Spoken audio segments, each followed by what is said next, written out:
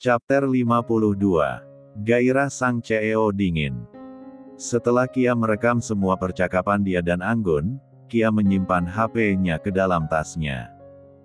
Kia pun menarik gaun yang dipegang sama Anggun hingga gaun itu robek. Kia pun tersenyum melihat gaun yang sudah robek itu. "Nih cewek udah gil, kali ya," gumam Anggun dalam hati. Kia yang melihat ekspresi Anggun pun tersenyum licik. "Gue yakin lo nggak bakal mampu ganti gaun semahal ini," gumam Kia. Kemudian Kia memanggil pramuniaga yang ada di butik itu. Tidak butuh lama pramuniaga pun datang. Alangkah terkejutnya pramuniaga itu melihat gaun yang dipegang Anggun sudah tak berbentuk lagi. "Maaf mbak, gaunnya kenapa bisa rusak kayak gini ya?" tanya pramuniaga. Ini," jawab Anggun gugup. Pramuniaga itu pun menatap Anggun dengan tatapan jijik. "Kalau kamu nggak mampu membeli gaun ini, jangan dirusak," ucap pramuniaga sambil mendorong Anggun. Sinta dan Sisil yang mendengar ada keributan pun penasaran, mereka pun pergi melihat keributan itu. Sesampainya di sana mereka kaget karena melihat Anggun jatuh. Sinta dan Sisil pun membantu Anggun untuk berdiri. "Lo kenapa bisa jatuh kayak gini?" tanya Sinta. "Biasa mbak, parasit itu cari masalah lagi sama gue," jawab Anggun. Sinta dan Sisil yang mendengar nama parasit pun mengerti dan melihat ke sekitar ruangan itu, dan mereka pun melihat ada Kia di sana dengan memegang gaun yang rusak. "Mbak bilang tuh sama teman mbak yang miskin dan kampung itu, kalau nggak mampu beli gaun ini jangan merusaknya," ucap pramuniaga. Sinta dan Sisil pun emosi mendengar ucapan pramuniaga itu. Saat Sinta akan menjawab ucapan pramuniaga itu, Anggun menahannya. "Biar gue yang selesaikan kekacauan ini," ucap Anggun. "Kamu harus mengganti gaun yang sudah kamu rusak," ucap pramuniaga. Kia pun tersenyum bahagia, karena Anggun pasti nggak akan mampu mengganti gaun itu. "Mbak, bukannya saya nggak mau ganti, tapi saya nggak pernah merusak gaun itu," ucap Anggun. "Jangan percaya mbak, jelas-jelas gaun itu ada di tangan dia," ucap Kia mencoba memprovokasi pelayan itu. "Saya nggak mau tahu, kamu harus bayar gaun yang kamu rusak itu," kata pramuniaga pada Anggun. Anggun pun menghela napasnya. "Saya nggak mau bayar gaun ini," ucap Anggun. "Dasar orang miskin, sudah jelas nggak mampu membeli gaun di sini tapi masih saja sok-sokan belanja di sini, malah merusak gaunnya lagi." Manajer butik yang baru datang pun mendengar ada suara orang ribut-ribut pun penasaran dan melihat ke sana. "Ada ribut-ribut apa ini?" teriak manajer butik. Semua orang yang di sana pun melihat ke sumber suara. "Ini bu, mbak ini nggak mau membayar gaun yang dia rusak," ucap karyawan butik. Alangkah kagetnya manajer butik itu melihat baju yang paling mahal di butik itu sudah robek. Manajer itu pun menatap Anggun dengan ekspresi yang tidak dapat dibaca. "Berani sekali, tangan kotor kamu merusak gaun mahal yang ada di butik saya," ucap manajer. Anggun pun tersenyum mendengar ucapan sang manajer butik itu. "Justru tangan saya yang terasa kotor setelah menyentuh gaun itu," ucap Anggun sambil mengambil tisu. Manajer butik pun emosi mendengar ucapan Anggun tadi. "Berani sekali kau bicara seperti itu, kau pikir kau itu siapa? Orang miskin seperti kamu itu memang kotor dan penuh dengan kuman, jangan-jangan kamu terlahir dari wanita kotor juga," ucap manajer butik dengan sombongnya. Anggun yang mendengar ucapan dari manajer butik itu pun sudah tak bisa menahan emosinya. Sinta dan Sisil yang mendengar ucapan manajer butik itu pun emosi. "Jangan salahkan saya kalau butik ini akan hancur, dan tidak akan pernah bangkit lagi," ucap Anggun dengan emosi. Manajer butik pun tertawa mendengar ucapan Anggun tadi. "Mau menghancurkan butik saya? Emang kamu pikir kamu siapa?" ucap manajer butik. "Sebentar lagi kamu akan tahu siapa saya, dan buat karyawan yang sudah menghina saya tadi, saya pastikan tidak akan bisa bekerja dimanapun." Setelah berbicara kepada manajer dan karyawan butik tersebut, Anggun menelpon seseorang. Halo Pak, bisakah Anda datang ke lantai 3 mall tepatnya di butik Carmela, ucap Anggun pada orang di seberang sana. Belum sempat orang di seberang sana menjawab, Anggun sudah mematikan teleponnya. Manajer butik itu pun bertanya dalam hatinya sendiri siapa sebenarnya perempuan yang ada di depannya itu. Di tempat lain, manajer mall yang mendapatkan telepon dari Anggun tadi pun bergegas pergi ke lantai 3 mall tersebut. Siapa sih yang berani mengusik nona muda Wiguna? Benar-benar cari mat, mereka gumam manajer mall.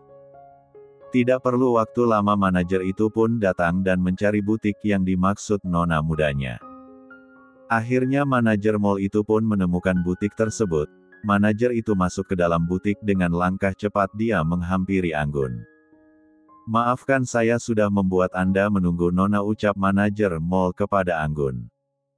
Anggun cuma menganggukkan kepalanya. Manajer butik pun kaget melihat siapa yang datang. Kenapa manajer mall ada di sini, gumam manajer butik. Kia melihat manajer mall datang pun pergi meninggalkan butik itu. Karena dia tahu pasti Fandi yang menyuruh manajer mall itu datang ke sana. Kia pun berniat mau menemui Fandi dan memberikan rekaman percakapan dia dan Anggun. Kalau saya boleh tahu, ada apa Anda menyuruh saya datang ke sini, nona, tanya Pak Hendra manajer mall. Maaf sebelumnya karena saya sudah mengganggu waktu kerja Pak Hendra, tapi manajer butik ini telah berani menghina orang tua saya, jawab Anggun. Saya tidak menghina Pak, tapi kenyataan karena wanita ini berani merusak gaun mahal saya dengan tangan kotornya, ucap manajer butik. Hendra pun kaget mendengar ucapan dari manajer butik tersebut. Semua isi butik ini mampu dia beli, bahkan butik kau ini bisa dia tutup, ucap Hendra. Bapak jangan bercanda, mana mungkin wanita miskin ini bisa menutup butik saya, ucap manajer butik. Saya tidak bercanda nona Winda, ucap Hendra. Ya, nama manajer butik tersebut adalah Winda. Saya memang gak bisa menutup butik Anda dengan tangan saya, dan saya juga tidak mau mengotori tangan saya, tapi dengan kekuasaan saya bisa menutup butik Anda, bahkan saya bisa membuat butik Anda ini tidak mampu berdiri dimanapun, ucap Anggun. Winda pun tertawa. Mimpi kamu, emang kamu itu siapa? Nona Winda, Anda benar-benar cari mati, gumam Hendra dalam hati.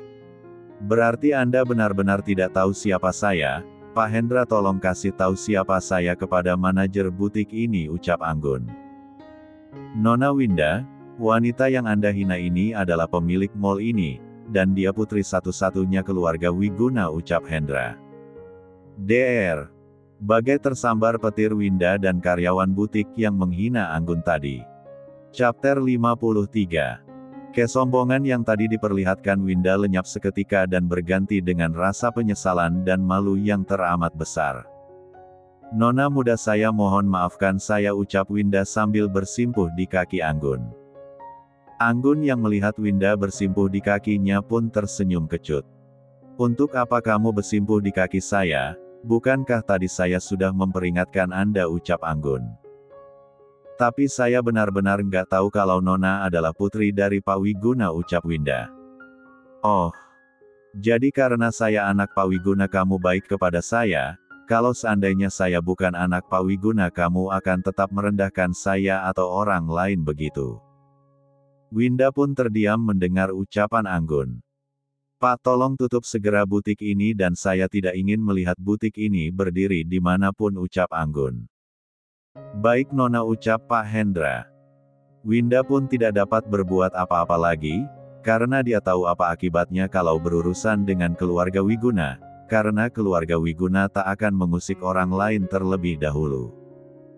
Buat kamu, ucap Anggun sambil menunjuk ke salah satu karyawan butik, jangan menghina orang hanya karena penampilannya, mau orang itu kaya atau miskin kamu harus tetap melayani pembeli itu dengan baik. Bukan malah menghina mereka, karena di mata Tuhan status kita itu sama. Ucap Anggun. Karyawan itu pun hanya diam dan di dalam hatinya dia membenarkan semua ucapan Anggun tadi. Sebagai karyawan sebuah butik dia memanglah harus selalu ramah kepada setiap pembeli. Nona, saya mohon jangan blacklist butik saya, maafkan saya Nona, ucap Winda. Kalau Anda menghina saya sudah pasti saya memaafkan kan Anda, tetapi yang Anda hina orang tua saya, dan saya nggak akan pernah bisa memaafkan orang yang sudah menghina orang tua saya, ucap Anggun.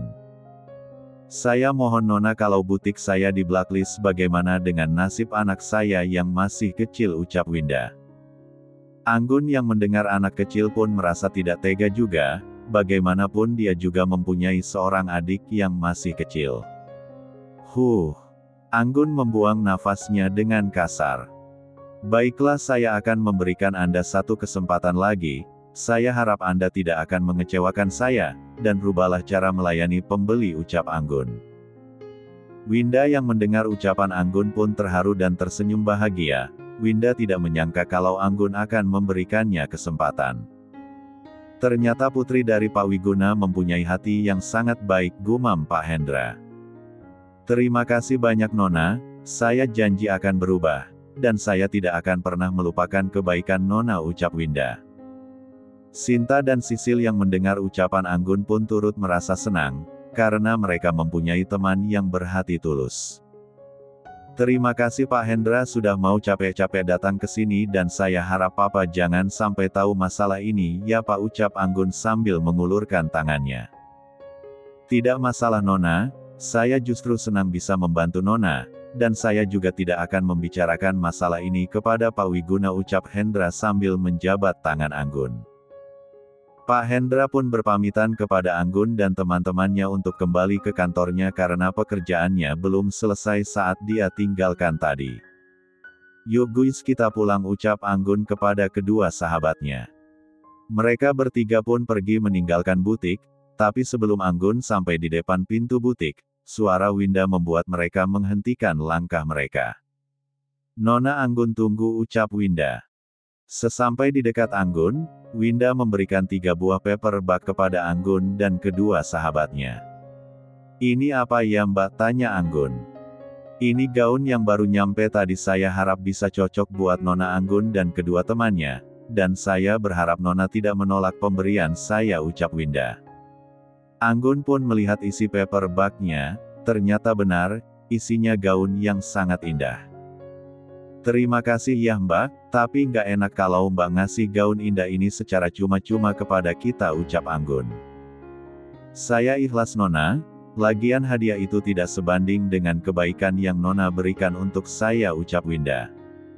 Anggun pun senang mendengar ucapan tulus Winda, tapi dia juga nggak mau membawa gaun itu secara cuma-cuma. Anggun pun memanggil salah satu karyawan butik. Mbak sini bentar, ucap Anggun. Karyawan yang dipanggil Anggun pun ragu-ragu untuk ke sana, karena dia takut dipecat. Anggun yang melihat karyawan itu ragu-ragu pun tersenyum. Sini Mbak, nggak usah takut, ucap Anggun. Karyawan itu pun memberanikan diri untuk pergi ke tempat Anggun. Bisa bantu saya totalkan harga 3 gaun ini dan tolong tuliskan nomor rekeningnya juga, ucap Anggun. Bisa No. Nona, ucap karyawan itu gugup. Karyawan itu pun menghitung dan mentotalkan semua harganya. Setelah itu dia memberikan bilnya kepada Anggun. Terima kasih ya Mbak, ucap Anggun. Sama-sama Nona, ucap karyawan butik. Anggun pun mentransfer bayarannya ke rekening yang sudah ditulis sama karyawan tadi. Nona, saya memberikan itu sebagai hadiah, kenapa Nona membayarnya, ucap Winda. Nggak apa-apa Mbak, lagian barang ini baru datang kan, anggap aja itu rejeki buat anak Mbak, kalau gitu saya permisi pulang dulu ya Mbak, ucap Anggun. Terima kasih banyak Nona, semoga Tuhan selalu melindungi Nona, ucap Winda. Anggun yang mendengar ucapan Winda pun tersenyum dan berlalu meninggalkan butik itu. Di tempat lain, ketiga cowok tampan sedang gelisah karena kekasih mereka belum juga pulang. Mereka pergi beli gaunnya lama banget sih, ucap Fandi. Makanya gue nggak mau nemenin mereka belanja, ucap Aldi. Beda banget sama kita, belanja cuma butuh waktu 20 menit aja, ucap Gio. Gimana kalau kita nyusul mereka aja, ucap Fandi. Yuk, ucap Gio dan Aldi. Mereka bertiga pun pergi menyusul kekasih mereka. Saat mereka membuka pintu, ternyata kekasih mereka sudah berada di depan mereka. Kalian mau kemana, tanya Sisil. Mau pergi menyusul kalian tadi, jawab Gio. Karena kekasih mereka sudah pulang, ketiga cowok itu pun masuk kembali ke dalam. Mereka pun duduk di sofa. Dapat nggak gaunnya sayang, tanya Fandi ke Anggun. Dapat dong Buni, jawab Anggun. Nggak sabar deh pengen lihat kalian pakai gaun yang kalian beli, ucap Aldi. Lo lihat gaun punya Sinta aja, nggak usah lihat gaun Anggun, ucap Fandi. Pak Ijo mana bisa begitu, kalau Anggun pergi ke acara peserta besok, bukan cuma gue aja yang lihat, tapi semua orang. Kecuali kalau Anggun lo umpetin baru orang nggak bisa lihat, ucap Aldi panjang lebar. Benar juga, sayang gaunnya nggak yang terbuka banget kan, tanya Fandi. Anggun yang mendengar ucapan Fandi pun kaget. Anggun juga nggak tahu gaunnya terbuka atau enggak, karena dia belum sempat melihat seperti apa gaunnya itu. Enggak kok Buni, jawab Anggun asal. Mudah-mudahan nggak terbuka banget gaunnya, gumam Anggun dalam hati. Chapter 54. Setelah mengobrol dan jam pun sudah menunjukkan pukul 8 malam, Anggun dan kedua sahabatnya pun pamit untuk pulang. Pagi hari. Suasana pagi itu di kediaman Wiguna sangatlah tenang. Aska yang belum bangun dari tidurnya, Mama Anggun sibuk memanen buah dan sayur, sedangkan Papa Anggun lari pagi keliling kompleks. Setelah selesai memanen buah, Mama Anggun menyuruh Pak Ujang untuk membawa buah dan sayur ke dapur. Sesampai di dalam rumah, Mama Anggun langsung pergi ke kamar untuk membersihkan diri. Banyak banget panen buah dan sayurnya Pak? Tanya Big Ijah. Iya, kata Nyonya mau dibawa ke tempat Nona muda Bu, jawab Pak Ujang. Big Ijah dan Pak Ujang pun membereskan buah yang mau dibawa ke tempat Anggun. Non Anggun pasti seneng banget nih, ucap Big Ijah. Iya, ini kan buah kesukaan Nona muda, ucap Pak Ujang. Pak, pacarnya Non Anggun cakep ya, cocok banget sama Non Anggun, ucap Big Ijah. Iya Bu, wong Non Anggunnya juga cantik dan baik lagi. Siapa ya Bu nama pacarnya Nona? Den Fandi Pak, itu loh anaknya Pak Dwi Pangga. Walah itu kan keluarga kaya juga toh Bu. Iya Pak, dan Ibu lihat mereka saling mencintai. Itu yang penting Bu, jadi ingat masa kita pacaran dulu Bu. Nggak usah diingat-ingat. Kenapa emangnya Bu? Dulu waktu pacaran sama Bapak, Ibu tekor mulu, masa setiap ngajak makan Ibu yang bayar, nggak romantis banget, ucap Big Ijah sambil berlalu meninggalkan suaminya. Di tempat lain, di kediaman Dwi Pangga semua pelayan sedang sibuk melakukan pekerjaan mereka. Ada yang memasak, mencuci dan bersih rumah. Nanti malam Bibik boleh istirahat cepat, ucap Mama Fandi. Terima kasihnya, apa Nyonya dan Tuan tidak akan pulang? Kayaknya nggak deh Bik, kita nginap di hotel aja nanti, jawab Mama Fandi. Apa Tuan muda nggak akan pulang laginya?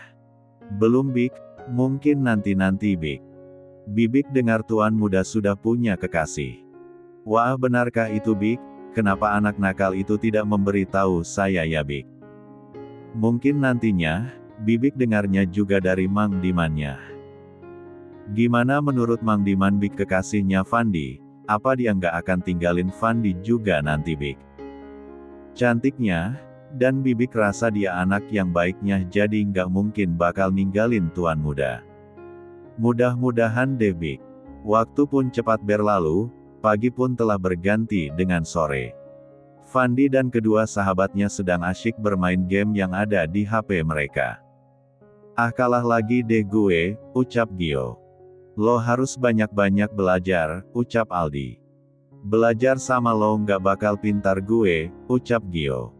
Setidaknya kan gue lebih pintar dari lo, ucap Aldi. Fandi yang mendengar perdebatan kedua sahabatnya pun hanya menggeleng-gelengkan kepalanya. Gue nggak sabar lihat Sinta pakai gaun, kira-kira gaun mereka seperti apa ya, ucap Aldi. Pasti Sisil yang paling cantik, ucap Gio. Enggak, yang paling cantik itu pasti Anggun, ucap Fandi tak mau kalah. Van lo udah siapin cincin buat ngelamar Anggun nanti, tanya Aldi. Udah. Kerjaan yang gue kasih sama lo udah iyo kerjakan? Tanya Fandi. Udah dong, pokoknya lo tenang aja. Gue jamin ini pasti akan menjadi acara lamaran romantis, jawab Aldi. Mereka pun asyik mengobrol dan diselingi canda tawa. Malam pun telah tiba. Anggun dan kedua sahabatnya sedang berdandan untuk menghadiri acara ulang tahun perusahaan mereka. Sisil yang sudah siap dengan gaun warna hitam dengan make up natural dan rambutnya yang panjang dibiarkan tergerai dengan indah. Sinta pun sudah siap dengan gaunnya. Sinta juga memakai make up yang natural serta rambutnya yang panjang juga dibiarkan tergerai dengan indah. Sinta dan Sisil pun keluar dari kamarnya, mereka pun saling memuji kecantik satu sama yang lainnya. Wah lo cantik banget Sin, puji Sisil. Lo juga cantik Sil, puji balik Sinta. Sekarang kita nunggu Tuan Putri keluar, ucap Sisil. Anggun yang sudah siap memakai gaun dan make up yang natural tapi tidak mengurangi kecantikan Anggun, rambutnya yang panjang dibiarkan tergerai dengan indah. Setelah selesai Anggun pun keluar dari kamarnya. Ceklek. Sinta dan Sisil yang mendengar pintu kamar Anggun terbuka pun sontak melihat ke arah suara, dan betapa terpukaunya mereka melihat kecantikan Anggun. Wow lo cantik banget Gun, puji Sinta dan Sisil bersamaan. Anggun yang mendengar ucapan sahabatnya pun tersenyum. Kalian berdua juga sangat cantik, puji balik Anggun. Yuk berangkat, ucap Sisil. Mereka pun berangkat menuju Hotel Dwi Pangga, di mana tempat pesta akan dilaksanakan. Di tempat lain, Kia yang pun sudah siap dengan gaunnya. Kia berencana akan pergi ke acara ulang tahun perusahaan Dwi Pangga. Di sana dia akan meminta maaf kepada Mama dan Papa Fandi. Kia yakin Mama Fandi akan merestui hubungan mereka kembali, dan Kia juga akan membongkar siapa Anggun ke Fandi. Kita lihat saja nanti perempuan kampung, setelah mendengar rekaman ini Fandi pasti akan membenci lo, gumam Kia. Di rumah Anggun, Wiguna dan istrinya sudah bersiap untuk menghadiri acara rekan bisnisnya. Aska yang terlihat sangat tampan dengan memakai tuxedo warna hitam. Dua anak mama tampan sekali, puji Mama Anggun. Makasih Mah, Mama juga sangat cantik, puji Aska. Yuk kita berangkat nanti kita telat, ucap Pak Wiguna. Big Ijah, Mang Ujang kita pergi dulu ya, tolong jaga rumah, ucap Mama Anggun. Pastinya, hati-hati di jalan, ucap Big Ijah dan Mang Ujang. Winata pun melajukan mobilnya meninggalkan kediamannya. Di apartemen Fandi, Aldi yang sudah siap memakai tuxedo warna hitamnya terlihat tampan, tersenyum melihat pantulan dirinya di cermin. Ternyata gue sangat tampan, puji Aldi pada dirinya. Gio pun juga sudah siap memakai tuxedonya, Gio pun tersenyum melihat penampilannya di cermin. Setelah Aldi dan Gio selesai mereka pun keluar dari kamar mereka. Tampan juga iyo bro pakai tuxedo, puji Aldi. Lo juga terlihat tampan bro, gue yakin Sinta bakal kelepek-kelepek sama lo, puji Gio. Fandi yang sudah selesai memakai tuxedo dan melihat lagi penampilannya di cermin. Lo emang tampan Fandi, puji Fandi kepantulan dirinya di cermin. Fandi pun keluar dari kamarnya. Wah, lo tampan banget bro, puji Aldi dan Gio. Lo bisa aja mujinya, lo berdua juga tampan gak salah kalau Sinta dan Sisil milih kalian berdua, ucap Fandi. Yuk berangkat gue pengen lihat para princess itu, ucap Aldi. Mereka pun berangkat menuju lokasi pesta. Di Hotel Dwi Pangga. Para tamu undangan sudah pada berdatangan, Mama dan Papa Fandi sedang sibuk menjamu para tamunya. Mah, Fandi kemana sih jam segini belum datang juga? Tanya Dwi Pangga. Sabar Pah, bentar lagi dia juga sampai. Tamu pun sudah lebih dari separuh yang datang, tidak berapa lama Wiguna pun sampai di tempat acara.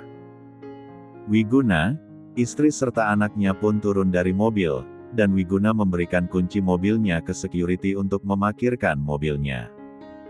Dwi Pangga yang melihat teman serta rekan bisnis perusahaannya pun datang menyambut.